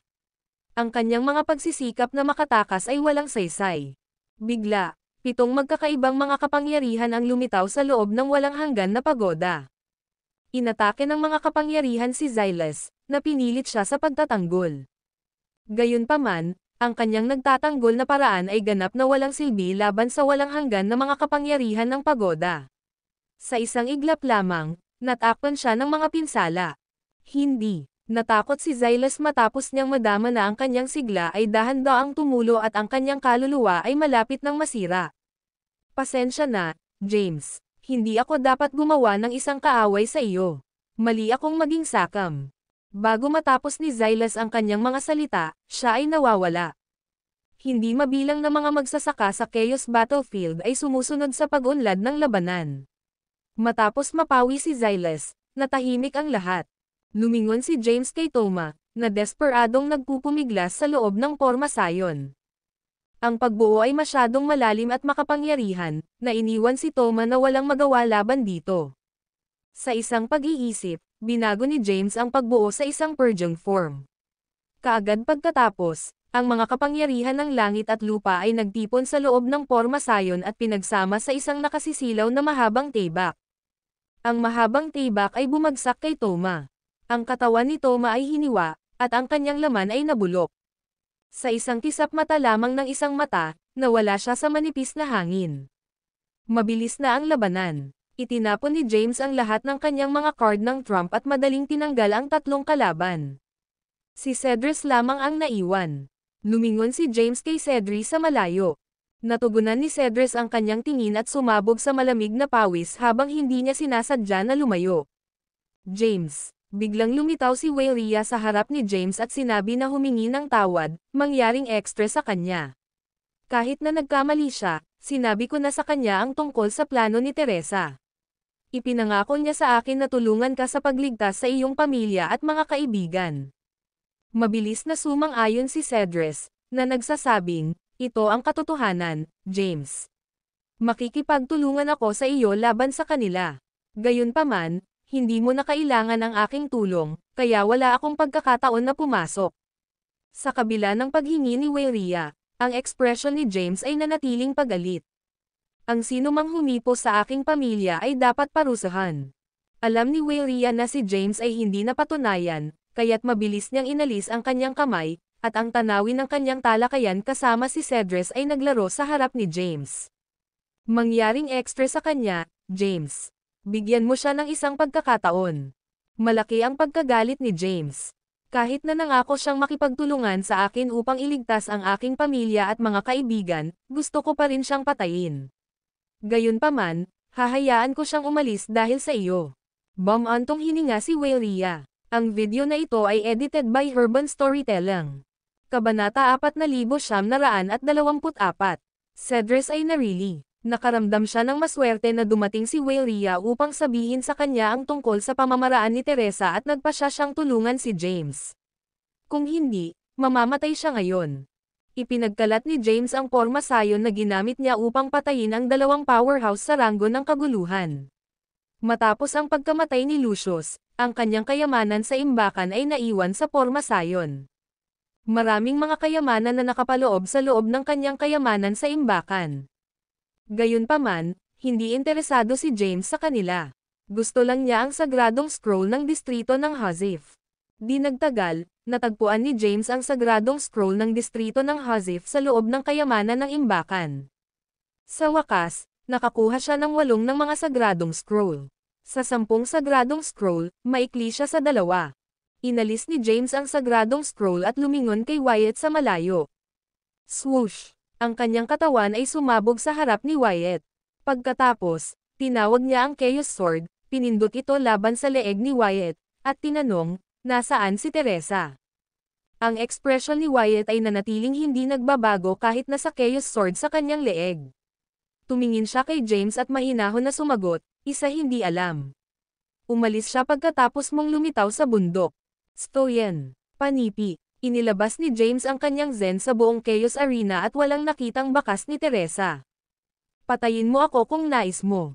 Si James ay hindi nababagabag sa mga salita ni Wyatt. Noong nakaraan, itinuring ni James si Wyatt bilang kanyang kaaway. Gayunpaman, si Wyatt ay hindi na nagbigay ng anumang banta laban sa kanya. Tumingin siya kay Wyatt at sinabing, alam kong mayroong ilang karne ng baka at isang karma na koneksyon sa pagitan namin. Kapag na-infiltrate ko ang mga Dooms, kinuha ko ang iyong minamahal na asawa, si Yemima, at pinapagbinhi siya. Ililinis ko ang iyong buhay ngayon at tapusin ang pakikipagtalo sa pagitan namin. Huwag ka nang makisali sa mga plano ni Teresa. Kung hindi, hindi kita papayag ang pumunta sa susunod. Panipi. Matapos si James na magsalita, inalis niya ang Chaos Sword. Inilaan niya si Wyatt dahil kay Yemima at ang kanyang kanma na koneksyon sa mga tadhana. Gayunpaman, walang pasasalamat si Wyatt kay James. Sinulyapan niya si James at sinabing, kung hindi mo ako papatayin ngayon, kukunin ko ang iyong buhay balang araw. Haha, nag-shock si James at sinabing, kung ito ay isang matapat na labanan na gusto mo, tinatanggap ko ang iyong mga hamon anumang oras. Gayunpaman, kung gumagamit ka ng anumang maruming trick, ang kanyang mukha ay nagdilim, at siya nagbabanta, tiyakin kong bumababa sa iyo ang buong lahi ng tadhana. Ngayon, mawala. Alam ni Wyatt na wala siyang laban-laban kay James ngayon. Kahit na galit siya, pinigilan niya ito. Sumulyap siya kay James at umalis sa kawalan ng pag-asa. Bigla, ang mga maliwanag na inskripsyon ay nahulog mula sa langit at tumigil sa harap ni James. Inabot ni James at ginamit ang kanyang Zen upang suriin ang mga ito. Nalaman niya kaagad na sila ay mga pahiwatig tungkol sa mga boons sa loob ng Chaos Battlefield. Maraming mga boons na nakakalat sa buong Chaos Battlefield. Ang pinakadakila sa kanila ay ang Herstellan Art. Ang sining ng Herstellan ay mula sa Beyond the Endless at ang supernatural na kapangyarihan ng mahusay na commander ng extraterrestrial demon. Paano nakuha ito ni Emperor Raya at iniwan ito sa loob ng Chaos Battlefield ay isang misteryo. Maikling sinuri ni James ang mga inskripsyon, pagkatapos ay nasiyahan na nakaimbak ang mga ito. Ang sining ng Herstellan ay pangalawa sa kanyang listahan ng prioridad. Ang pangunahing layunin niya ay upang makuha ang natitirang sagradong scroll. Si James ay muling nakasama kay Henrik. Agad na binigyan siya ni Henrik ng isang hinlalaki at pinuri siya, na nagsasabing, "Kamangha-mangha ka, James. Kahit na nasa ranggo ka ng Quasi-Chaos, pinatay mo ang 3 kalaban sa ranggo ng kaguluhan. Bukod dito, ang isa sa kanila ay nasa kaguluhan. Ranggo ng Transcendere. Ang iba pang 2 ay kailangang sunugin ang kanilang kakanyahan ng dugo at kaluluwa, gayunpaman sila ay sumuko sa iyong lakas." Panipi. Ang video na ito ay edited by Urban Storytelling. Kabanata 4925. Henrik ay namangha sa lakas ni James. Sa sandaling iyon, lumapit din sina Wayria at Cedres. Sinulyapan ni James si Cedres at tinanong, "Ikaw ang pinuno ng distrito ng Thies, di ba? Nagpalitan ka na ba ng sagradong scroll kasama ang iba pang mga pinuno ng distrito?" Panipi. Tumanggaw si Cedres at sinabing, "Ginawa ko." Nabasa niya ang iba pang 9 na sagradong scroll maliban sa isang kabilang sa Chaos District. Gayunpaman, ang pagbabasa nito ay isang bagay, samantalang matagumpay na nauunawaan at linangin ito ay isa pa. Inunat ni James ang kanyang kamay at sinabing, "Ipasa mo sa akin ang mga sagradong scroll na nabasa mo." Hindi naglakas loob si Cedres na sumuway. Mabilis niyang binago ang kanyang mga alaala sa mga inskripsyon at ibinigay ito kay James. Ginamit ni James ang kanyang Zen upang pag-aralan ang mga ito, i-cross-check ang mga ito gamit ang mga sagradong scroll na pinagkadalubhasaan na niya. Matapos matiyak na naitugma ang mga nilalaman, inilayo niya ang mga inskripsyon. Sa wakas ay nakakuha siya ng 10 ng mga sagradong scroll. Ang naiwan ay upang mahanap ang oras upang maunawaan ang natitirang 3 sagradong scroll. Pagkatapos, magkakaroon siya ng 10 mga diskarte sa landas at magagawang pagsamahin ang mga ito sa 10 beses na Realms Transcendent Art. Kasabay nito, may unlock niya ang ika-10 form ng pagoda at makuha. Ang puso ng Endless. Sinulyapan ni Cedres si James. Lubhang nais niyang ituro sa kanya ni James kung paano linangin ang 10 beses na mga realmang transcendent na si Sutra at Sagradong Scroll. Gayunpaman, ito ay isang pagpapala na siya ay nakaligtas pagkatapos ng nakaraang paghihirap. Hindi siya naglakas loob na humingi ng sobra, kaya't mabilis niyang pinigilan ang kanyang mga sakam na saloobin. Tiningnan ni Wayria si James at tinanong, "Ano ang susunod para sa iyo, James?" Sumagot si James, "Ang pinakadakilang boon sa loob ng Chaos Battlefield ay ang Herstellan Art. Hindi ito mas mababa sa 10 beses na Realms Transcendent Sutra at ang 10-fold Realms Transcendent Art. Naturally, nais kong makipagkompetensya para dito. Gayunpaman, may isa pang tao na kailangan kong alagaan, Teresa." Inihaw ni James ang kanyang ngipin sa pagbanggit kay Teresa. Hindi niya inaasahan ang masungit, babaeng mukhang taga-ethereal na lihim na naskim ng labis. Ang layunin ni Teresa ay palayain ang mga extraterrestrial na mga demonyo sa ilalim ng Chaos Tablet. Pagkatapos, nais niyang ilipat ang battlefield sa Chaos Battlefield. Sa makatuwid, ang kanyang ama ay maaaring sumipsip ng lakas ng mga namatay sa labanan at nabuhay muli. "Sige." Mahina ang sagot ni Wayria. "Iiwan ko ang Chaos Battlefield at bumalik sa sekta ng Thies." Matapos mong makuha ang Herstellan Art, tandaan na makita ako. Hihintayin kita. Tumingin si Waylia kay James na inaasahan, naghihintay para sa kanyang tugon. Tiningnan siya ni James at sinabing, tiyak na makikita kita kung may pagkakataon ako. Si Waylia ay sumilaw sa isang ngiti. Itinaas niya ang kanyang kamay at kumaway kay James. Pagkatapos, pinaghiwalay niya ang walang bisa at iniwan ang Chaos Battlefield. Si Cedrus ay nagsumite ng huling sulyap kay James at umalis nang hindi nagsabi ng isang salita. Hindi niya iniwan ang Chaos Battlefield, dahil ang hindi mabilang na mga buwan ay nakakalat sa paligid. Siya ay isang powerhouse sa ranggo ng Chaos. Sa makatuwid, ang posibilidad ng kanyang pagkuha ng mga buwans ay mas mataas kaysa sa iba. Natagpuan ni na James at Henrik ang isang lugar sa Chaos Battlefield at umupo sa isang malaking bato. Sinimulan nilang palitan ang kanilang mga kamakailang karanasan. Isinalaysay ni James ang lahat ng nangyari sa kanya sa Endless, samantalang ibinahagi ni Henrik kung paano siya nakulong sa loob ng dojo ni Zeno at natutunan niya ang pagbuo ng Grand Purge. Zeno, bulalas ni James matapos marinig ang pamilyar na pangalan. Sagot ni Henrik, "Yup, ang matandang lalaki. Napakalakas niya. Nilikha niya ang pangatlong pinakamalakas na porma sayon ng paglilinis sa panahon ng Emperor Raya. Malakas niyang inukit ang Grand Purge Formation sa aking katawan." Panipi. Ang video na ito ay edited by Urban Storytelling. Kabanata 4926.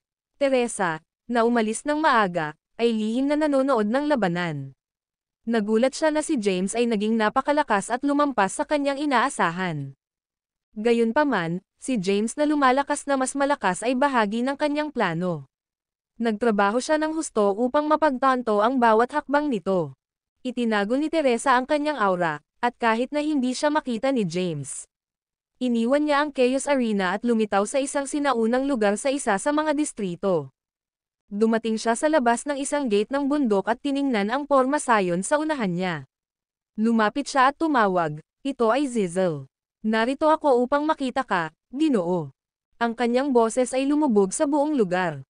Sa pinakamalalim na bahagi ng espiritual na bundok, isang taong may edad na nakaupo sa isang posisyon ng lotus ay narinig ang kanyang tinig at binuksan ang kanyang mga mata. Nakaupo siya sa parehong posisyon sa loob ng maraming taon, at isang layer ng alikabok ang sumaklaw sa kanyang katawan. Sa pag-iisip, nawala ang alikabok sa kanyang katawan, at agad siyang nagbago sa isang bagong balabal. Ang lalaki ay kumalas sa kanyang kamay, at si Zizel ay agad na nakateleport sa harap niya. Tiningnan ni Zizel ang ordinaryong mukhang lalaki na nakasuot ng isang simpleng kulay abo na balabal. Walang espesyal tungkol sa kanya, ngunit ang kanyang mga mata ay tila isang walang katapusang kailaliman. Mabilis siyang lumuhad sa lupa at sinabing, "Isang kasiyahan na makita ka, Ginoo." Ang taong nasa gitnang may edad ay kumalas sa kanyang kamay at sinabing, "Ako ay nasa pag-iisa para sa hindi mabilang na mga ians. Hindi marami ang naiwan na nakakaalam tungkol sa akin. Bakit mo ako kilala, at paano mo nahanap ang lugar na ito?" Sumagot si Zizel, "Ako ang anak na babae ng dating Panginoon ng Endless. Bago itinatag ang 10 distrito, ang aking ama ay nilinang dito sa ilalim ng iyong gabay sa loob ng ilang oras. Madalas kong narinig ang aking ama na nagsasalita tungkol sa iyo noong nakaraan. Sinabi niya na ikaw ay pangalawa lamang kay Emperor Raya." Tumingin ang gitnang may edad na si Zizel at sinabing, "Dapat kang umalis." Nagpanik si Zizel at sinabi ng frantically, "Mayroon akong isang bagay na dapat kong talakayin sa iyo, Ginoo." Kalmado ang sagot ng lalaki, "Nawalan na ako ng interes sa labas ng mga gawain. Nasiyahan ka ba sa iyong kasalukuyang sitwasyon? Matapos mawala sa Emperor Raya, napunta ka rito at nanirahan sa pag-iisa mula pa noon. Namatay na si Emperor Raya. Hinabol niya ang mga demonyong extraterrestrial at itinatag ang 10 distrito. Dapat mong magmana ng kanyang kataas-taasang nakamit ng paglilinang. Wala nang ibang tao sa Endless na mas kwalipikado upang magmana ng kanyang kataas-taasang tagumpay sa paglilinang kaysa sa iyo, Ginoo." Bukod dito, naiwan ni Emperor Raya ang Herstellan Art sa loob ng Chaos Battlefield. Nakuha niya ang Herstellan Art mula sa mahusay na commander ng extraterrestrial demon. Ito ay isang supernatural na kapangyarihan na hindi mas mahina kaysa sa 10 beses na Realms Transcendent Sutra. Panipi. HMPH. Ang gitnang may edad na tao ay walang pakialam. Ang Tenfold Realms Transcendent Sutra ay walang kahanga-hanga. Nawala ako kay Emperor Raya dahil hindi ko naperpekto ang aking supernatural na kapangyarihan. Naperpekto ko na ito sa mahabang eons na ako ay nasa pag-iisa. Kahit nabuhay pa si Emperor Raya, at lalaban tayo muli, baka hindi na siya muling manalo. Panipi. Siyempre, tama ka, mabilis na sumang-ayon si Zizel at nagpatuloy sa pag-flatter sa kanya, si Emperor Raya ay wala kumpara sa iyo, Ginoo. Gayunpaman, lumitaw ang kahalili ni Emperor Raya. Pinagkadalubhasaan niya ang Tenfold Realms Transcendent Sutra at ang 10 sagradong scroll at nilinang ang 10 mga diskarte sa landas. Hindi mo ba nais na patunayan na ang iyong supernatural na kapangyarihan ay mas malakas kaysa sa 10 beses na Realms Transcendent Sutra? Panipi. Hinimok siya ni Zizel, sinisikap na gumawa siya ng aksyon. Ang video na ito ay edited by Herban Storytelling. Kabanata 4,927. Mula sa alam ko, ang ilang mga extraterrestrial na demonyo ay pinigilan ng tablet ng Chaos. Matapos silang mapalaya, maaari mong patayin sila. Kung gayon, ikaw ay magiging magsasaka na may pinakamataas na prestihiyo pagkatapos ng emperador na si Raya at sa huli ang Panginoon ng Endlos. Mahinahon na tumugon ang gitnang lalaki, hindi ako interesado. Alam kong hindi ka interesado na maging Lord ng Endlos. Ngunit hindi mo nais na patunayan na mas malakas ka kaysa kay Emperor Raya. Tumingin ang gitnang may edad na si Zizel at mahinahon na nagtanong, Little girl, lumapit ka ba sa akin upang ipaalam sa akin na ang kahalili ni Emperor Raya ay lumitaw upang patayin ko siya? Si Zizel ay sinabi ng hiya, upang maging matapat, si James Harbour ay malaking puot sa akin. Pinatay niya ang aking ama at may mga ambisyon na maging susunod na Panginoon ng Endlos. Sa kabutihang palad, itinago ko ang puso ng Endlos na naiwan ni Emperor Raya. Kung hindi, siya ay magiging bagong Panginoon ng Endlos. Kahit na patuloy kang manatili sa pag-iisa, darating siya para sa iyong buhay upang maiwasan kang maging isang potensyal na banta sa kanya. Ganun ba? Ang gitnang may edad ay hindi kumbinsido. Inalag niya ang kanyang kamay at tinawag ang ilang mga inskripsyon upang makabuo ng isang pagbuo ng extrapolation upang mapatunayan kung ang Zizel ay nagsasabi ng katotohanan at malaman ang higit pa tungkol kay James. Ang extrapolation form ay umiikot. Boom! Bigla, sumabog ang pagbuo. Ang gitnang may edad na tao ay nagdusa ng isang backlash at halos nahulog sa lupa. Bulalas niya sa sorpresa, kawili-wili. Hindi ko ma-extrapolate ang anumang bagay tungkol sa kanya. Hindi ako makapaniwala na mayroong isang tao sa kasalukuyang panahon na hindi ko ma-extrapolate. Si Zizel ay hinalinhan ng kinalabasan.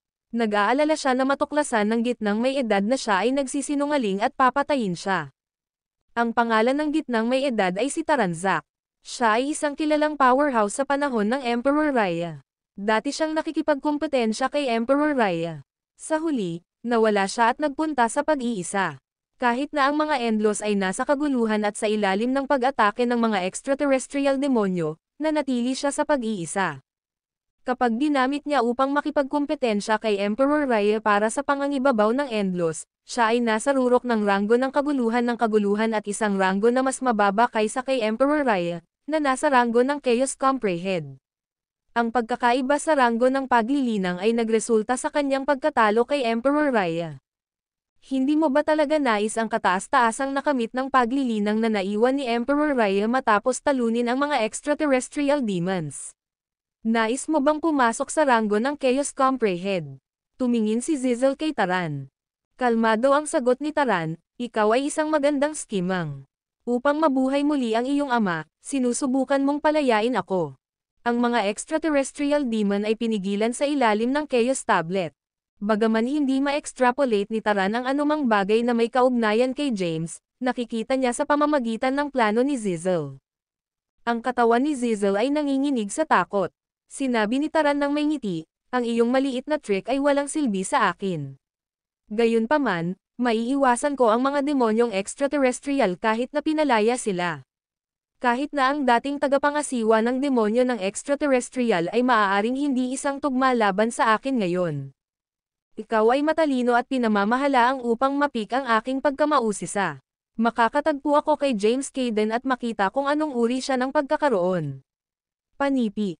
Si Zizel ay nasira na sa malamig na pawis. Matapos marinig ang mga salita ni Taran, siya ay hinalinhan. Lumuhad siya sa lupa at nagmakaawa, mangyaring tulungan akong iligtas ang aking ama, Sir Taran. Maaari ko lamang may save ang aking ama kung ang mga extraterrestrial demonyo ay pinakawalan. Ang battlefield laban sa kanila ay dapat ilipat sa distrito ng kaguluhan. Ang video na ito ay edited by Urban Storytelling. Kabanata 4,928. Kahit na nawala si Taran kay Emperor Raya noong nakaraan, siya ay napakalakas pa rin. Sa panahon ng Emperor Raya, maraming mga powerhouse, kasama na ang Demon ng Sword, Rune Arts Grandmaster, ang Emperor of Tribulation, ang mga powerhouse na nagbabantay sa walang hanggan na kalsada, at ang mga namatay sa labanan laban sa mga extraterrestrial demon. Kahit na maraming mga peerless powerhouse, hindi sila maihahambing kay Taran. Si Emperor Raya ang nag-iisang magsasaka na may kakayahang pigilan siya pabalik noon. Gayunpaman, si Emperor Raya ay bahagyang nasa itaas lamang ni Taran at hindi siya maaaring patayin. Hindi interesado si Taran sa nakamit na paglilinang ni Emperor Raya at nakita sa pamamagitan ng plano ni Teresa na gamitin siya upang patayin si James, buksan ang Chaos Tablet, at ilabas ang mga demonyong extraterrestrial. Dapat kang umalis. Pinakawalan ni Taran ang kanyang kamay at sinabi, ayaw kong makagambala sa mga usaping ito. Ang buhay at kamatayan ay nasa kapalaran. Hindi mo dapat igiit na baguhin ito. Masisira ka kung ikaw ay masyadong patuloy na nais na magbago ng kapalaran. Sa huli, hindi ka magiging kakaiba sa mga demonyong extraterrestrial. Tulad ng para kay James, sasalubungin ko siya. Panipi. Si Taran ay casual na kumalas sa kanyang kamay, at isang hindi nakikita na puwersa ang lumitaw, teleporting Teresa pabalik sa labas ng gate ng bundok. Tumayo si Teresa sa labas ng gate ng bundok na may solemn na expression. Naisip niya na makumbinsi niya si Taran na mamagitan. Gayunpaman, si Taran ay hindi nagpakita ng pagnanais para sa katanyagan at kapalaran. Kahit na ang pamagat ng Panginoon ng Endlos ay hindi sapat upang maintriga siya. Nagsimula siyang mag-isip tungkol sa kanyang susunod na hakbang. Mayroon akong iba pang mga paraan upang pilitin kang gumawa ng aksyon. Nagdilim ang mukha ni Teresa. Kaagad pagkatapos, nawala siya mula sa lugar at lumitaw sa labas ng gate ng bundok ng isang sinaunang Orthodox. Ang panahon ni Emperor Raya ay masagana, na may hindi mabilang na mga powerhouse at Orthodox. Maraming mga makapangyarihang puwersa ang sumali sa labanan laban sa mga extraterrestrial demonyo. Gayunpaman, mayroon ding ilang mga duwag na pinili upang itago. Tumanggi silang lumahok sa laban at nanatili sa loob ng kanilang sariling mga teritoryo. Mula sa pag-unawa ni Teresa, may mga makapangyarihang magsasaka na nakatago sa mga sinaunang Orthodox na ito. Bagaman hindi sila kasing lakas ng Taran, ang ilang pinagsama ay sapat na upang maging maingat si Taran. Dumating si Teresa sa Mount Genesis, isang sinaunang Orthodox. Ang Mount Genesis ay naging malakas sa panahon ni Emperor Raya. Bukod dito, tila mayroon silang impormasyon tungkol sa pinagmulan ng extraterrestrial na demonyo at na pinagsama ang mga puwersa ng Endlos ay hindi sapat upang paksain ang mga demonyong extraterrestrial. Sa makatuwid, sila, simbolikong nagpadala ng ilang mga alagad upang lumahok sa labanan, samantalang ang kanilang mas malakas na mga magsasaka ay hindi sumali. Alam ni Teresa na ang Grand Patriarch ng Mount Genesis ay isang powerhouse sa ranggo ng Chaos Essentia. Bagaman mas mababa siya kay Taran, ang dalawa ay nasa parehong ranggo ng paglilinang. Alam niya ang tungkol sa mga lihim na ito sapagkat ang kanyang ama ang Panginoon ng Endlos. Si Emperor Raya ay naiwan ng hindi mabilang na mga sinaunang libro, na nagtala ng maraming bagay tungkol sa mga Endlos. Naitala din ni Emperor Raya ang anumang nalalaman niya tungkol sa mga extraterrestrial demonyo. Gayunpaman, ang mga sinaunang aklat na iyon ay nasa pag-aari ni Zayden, at ang mga tagalabas ay hindi pinahihintulutan na basahin ito. Tumayo si Teresa sa labas ng gate ng Mount Genesis at sumigaw, ang pangalan ko ay Zizel Dalibor.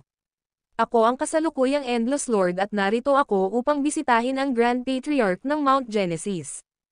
Ang video na ito ay edited by Urban Storytelling. Kabanata 4,929. Zizel ay sumigaw sa buong lugar. Pagkatapos, isang mahiwagang kristal na ipinakita sa kanyang mga kamay. Sa sandaling iyon, pinagpala siya ng langit na landas ng langit ng distrito at mukhang hindi kapani-pani walang makapangyarihan. Isang gintong ilaw na binaril mula sa layo at nabuo sa isang hagdanan. Umakyat si Zizel sa hagdan, dahan-daang lumapit sa espiritual na bundok.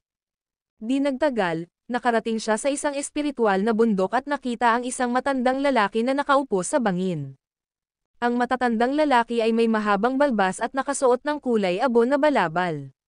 Si Zizel ay hindi nakaramdam ng kanyang aura, at tila wala siya. Tiningnan ni Zizel ang matandang lalaki na mausisa. Hindi pa niya nakita si Taran at Mount Genesis Grand Patriarch dati. Sa katunayan, narinig lamang niya ang tungkol sa kanila mula sa kanyang ama at binasa ang tungkol sa mga ito sa mga sinaunang libro. Ano ang problema? Binibini. Binuksan ng matandang lalaki ang kanyang mga mata at tiningnan si Zizel. Si Zizel ay lumuhad sa lupa at sinabing, "Ako ang kasalukuyang Endless Lord. Isang karangalan na makilala ka, Ginoo." Ang matandang lalaki ay kumalas sa kanyang kamay, at isang puwersa ang nagtaas ng Zizel mula sa lupa.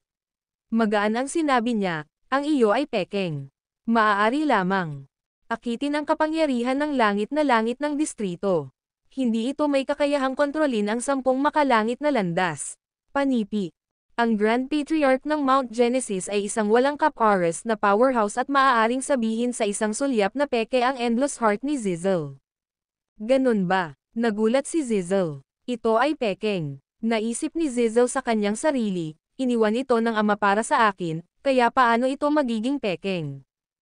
Mahinang sinabi ng Grand Patriarch ng Mount Genesis, "Gupitan ang habol at sabihin sa akin kung ano ang gusto mo. Kung walang mahalaga, mangyaring umalis." Ang Grand Patriarch ay hindi nakilala kay Zizel kung hindi siya lumitaw kasama ang puso ng Endlos. Mabilis na naalala ni Zizel ang kanyang sarili.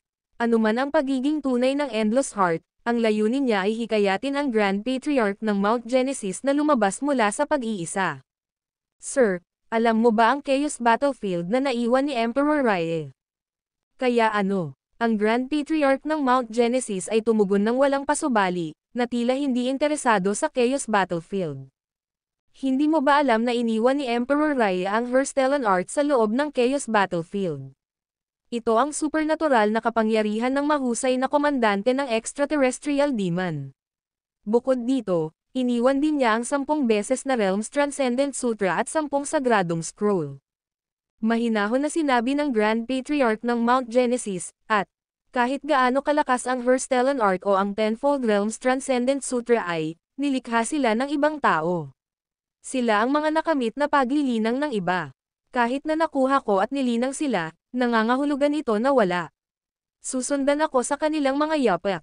Sa aking kasalukuyang ranggo ng paglilinang, dapat kong lakarin ang aking sariling landas upang maabot ang pangwakas na ranggo ng paglilinang. Panipi. Napagtanto ni Zizel na ang kanyang mga salita ay hindi sapat upang maengganyo ang Grand Patriarch ng Mount Genesis. Mabilis niyang idinagdag, "Narinig mo na ba ang mito ng pinakamataas na ranggo?" Isang nagulat na ekspresyon ang lumitaw sa harap ng Grand Patriarch ng Mount Genesis. Ipinaliwanag ni Zizel, ayon sa impormasyong naiwan ni Emperor Raya, mayroong isa pang pinuno sa itaas ng mahusay na commander ng extraterrestrial demons. Siya ay isang walang talo na pag-iral na lumampas sa ranggo ng kaguluhan at naabot ang pinakamataas na ranggo. Bukod dito, matapos ang isang bahagyang pagpos, nagpatuloy si Zizel, na nagsasabing, iniwan ni Emperor Raya ang isang mensahe na nagsasabing ang ilang mga demonyong extraterrestrial ay pinigilan sa ilalim ng Chaos Tablet, kasama ang pangalawang komandante ng mga demonyo. Matapos pilitin ni Emperor Raya ang mahusay na commander ng mga demonyo ng extraterrestrial, nalaman niya ang tungkol sa pamamaraan upang makapasok sa pinakamataas na ranggo mula sa kanilang pangalawa. Commander. Pagkaraan nito, nagmamadali siyang lumabas sa Endlos at pumasok sa teritoryo ng extraterrestrial ng demonyo upang makapasok sa pinakamataas na ranggo. Maraming mga ians ang lumipas mula noon.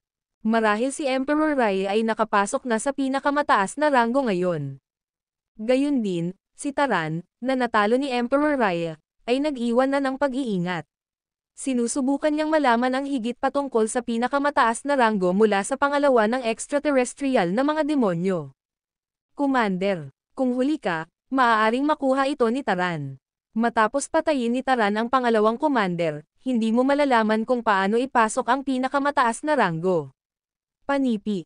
Kabanata 4930. Zizel ay naglalayong maakit ang Grand Patriarch ng Mount Genesis. Naturally, alam niya na siya ay isang peerless powerhouse na may kakayahang mapatunayan ang maraming bagay sa kanyang zen sa isang maikling sandali. Sa makatuwid, ang kanyang mga salita ay hindi kumpletong kasinungalingan. Ang pinakamataas na ranggo ay talagang isang alamat na umiiral. Sa loob ng mga sinaunang libro na naiwan ni Emperor Raya, sinabi niya na mayroong posibilidad ng isang mas mataas na awtoridad sa itaas ng dakilang commander ng extraterrestrial na demonyo at maaaring siya ay isang pagkakaroon na lumampas sa ranggo ng kabuluhan. Totoo rin ang pangalawang komandante ng extraterrestrial na demonyo ay nasil sa ilalim ng Chaos Tablet. Gayunpaman, ang kinaroroonan ni Emperor Raya ay hindi alam. Nagsinungaling si Zizel tungkol sa kanya na iniwan ang Endless upang makapasok sa pinakamataas na ranggo, pati na rin ang pangalawang komandante ng extraterrestrial na nagtataglay ng pamamaraan upang makapasok sa pinakamataas na ranggo. Ang Grand Patriarch ng Mount Genesis ay tila nag-aalinlangan at naiengganyo pagkatapos marinig ang tungkol sa isang pamamaraan upang makapasok sa pinakamataas na ranggo. Iiwan ko ito sa iyo upang magpasya, Ginoo. Mag-iiwan muna ako. Si Zizel ay nagbid ng palm at iniwan ang espiritual na bundok. Pagkatapos, tumungo siya sa isa pang sinaunang Orthodox, na tinatawag na Mount Taba. Ang Grand Patriarch ng Mount Taba ay isang peerless powerhouse din sa Chaos Essentia Rango. Kinuha ni Zizel ang puso ng Endless at matagumpay na nakilala ang Grand Patriarch ng Mount Taba. Ang pangalan ko ay Zizel Dalibor, Ginoo. Dumating ako upang bigyan ka ng babala tungkol sa isang magsasaka na nagngangalang James Caden. Nakuha na niya ang pamamaraan upang makapasok sa pinakamataas na ranggo. Samantala, iniwan din ni Taran ang pag-iingat sa isang pagtatangka upang makuha ang pamamaraan upang makapasok sa sovereign ranggo.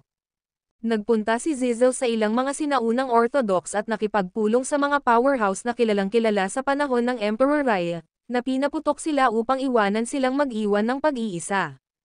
Samantala, sina Henrik at James ay nakikipag-chat tungkol sa kanilang mga karanasan. Dalawa silang sentimental tungkol sa pagtagumpayan ng kanilang mga hadlang at nagpapasalamat na nakaligtas sila. Makikipagkompetensya ka ba para sa susunod na Herstellan Art? Tanong ni Henrik. Tumanggo si James at sinabing, hindi ako desperado na makuha ito, ngunit nais kong malaman kung ano ang isang supernatural na kapangyarihan mula sa labas ng Endless at kung ginamit nila ang iba't ibang mga inskripsyon kaysa sa amin.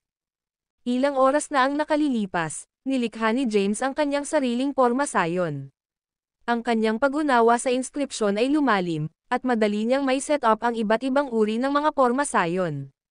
Kasabay nito, ang mga kapangyarihan ng kanyang porma sayon ay mas malakas dahil maaari niyang isama ang iba't ibang mga kapangyarihan sa kanyang mga porma sayon. Tumayo siya, nakaunat, at sinabi, sapat na pahinga iyon. Maglakad tayo at tingnan kung makakahanap tayo ng anumang mga pahiwatig tungkol sa sining ng Herstellan. Sige, tumayo rin si Henrik. Ang dalawa ay nagsimulang gumala sa Chaos Battlefield. Nagpakita si James ng kakilakilabot na lakas sa kanyang labanan laban sa apat na pinuno ng distrito. Ngayon, saan man siya magpunta, lahat ay lalayo sa kanya.